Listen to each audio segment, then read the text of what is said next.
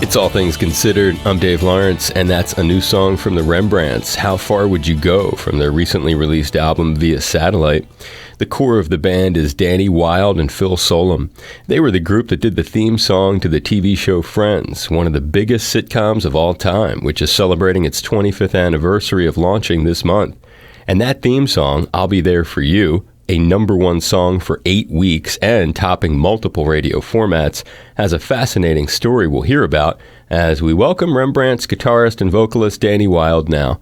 Hey Danny, thanks for doing this. Thank you for having me on. I'm a big fan. Via Satellite, the new record, a big congrats. And it's a first new studio album for you guys in a long time. If you take that Choice Picks compilation of re-recordings of greatest hits out of the picture, this looks like almost 20 years. That's crazy. That's absolutely crazy. Yeah, it's been a while. And it's a new world with records, right? I mean, it isn't the same world as when you started with them. People actually bought CDs. Today, you're expecting with Via Satellite, is most of the people buying a physical object, or are they getting a download? How is it working? I think that it's going to be a download, digital streaming. However, for the collector, whatever, we've done a limited run of vinyl and CDs. So for me, it's fun to have a Rembrandts album out on vinyl. It's just been so long. But yeah, I think it would amount to practically nothing in sales. I was trying to figure out Via Satellite when I was listening to some of these tracks and then thinking of the title.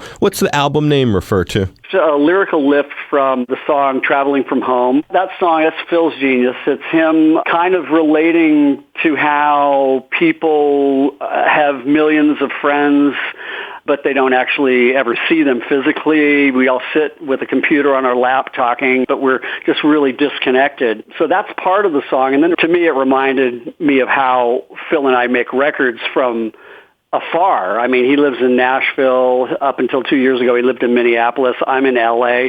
So we make records via satellite. We blast digital files back and forth, and I'll put on a part, he'll put on a part.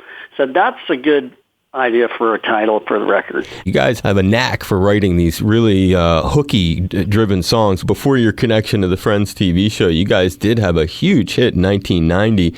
That's Just the Way It Is, Baby. Yeah, my original home out here in a town called Thousand Oaks was just about a mile from where I'm sitting right now, and I had a little garage studio. We weren't actually the Rembrandts at that point. We were just good buddies, and we just started writing, and Just the Way It Is, Baby was one of the songs that we came up with. That's one of those tunes, whenever I'm at the convenience store, that thing always is on. I must go in there at the same time that the loop comes back around. Vaughn's here on the West Coast, and I think the sister company, I can't remember what it's called when we go to Maui, but yeah, we're big in the grocery stores.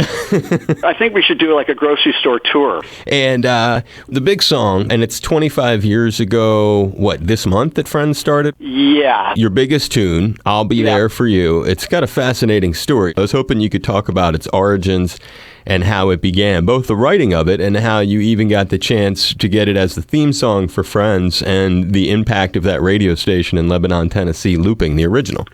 So who was that guy that did that? Because I just got off the phone with somebody else, and I was embarrassed I couldn't remember his name. Tom Peace, and the station has different call letters now, but it was WYHY in Lebanon, Tennessee. Thank you very much, WYHY. Okay, so we get a phone call on a Wednesday. I know this story like the back of my hand.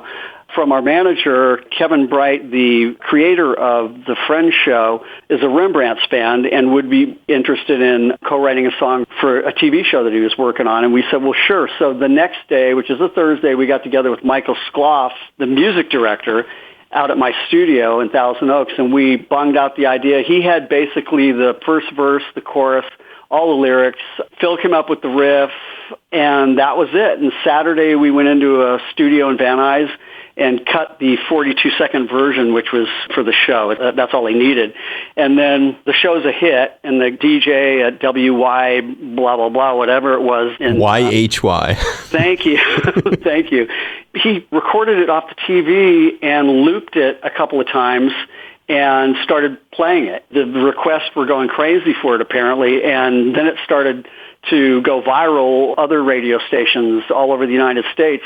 So then the record company, their infinite wisdom was, hey, guys, go in the studio and record a full version. So we got Michael Skloff, the other people from the TV shows, Blessing, went in, wrote a second verse, bridge, instrumental and did I think it's like a 3.5-minute version, and stripped it into our album, which, by the way, I should back up a little bit.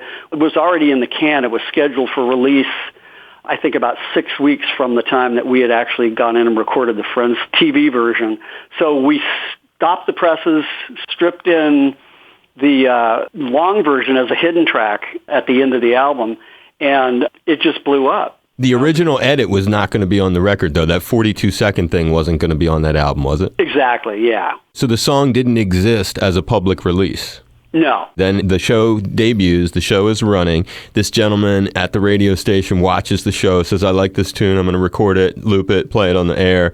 Basically, the song was just going to be for TV, but because of that, it ends up... I mean, the request lines were blowing up. Incredible. Is there a longer version of that song? First I heard of it was there's a guy at a radio station that has chopped together the TV theme, and it's blowing up all over the United States. Must have really been something. And then the video of the song features the cast members of the show. Now, when that is getting filmed, how big is the show yet? Because I'm looking at that. Jennifer Aniston looks so young, you can hardly even recognize her. You know what? We didn't know who they were. They didn't know who we were. We were probably bigger than they were at that point, from Just the Way It Is Baby or whatever.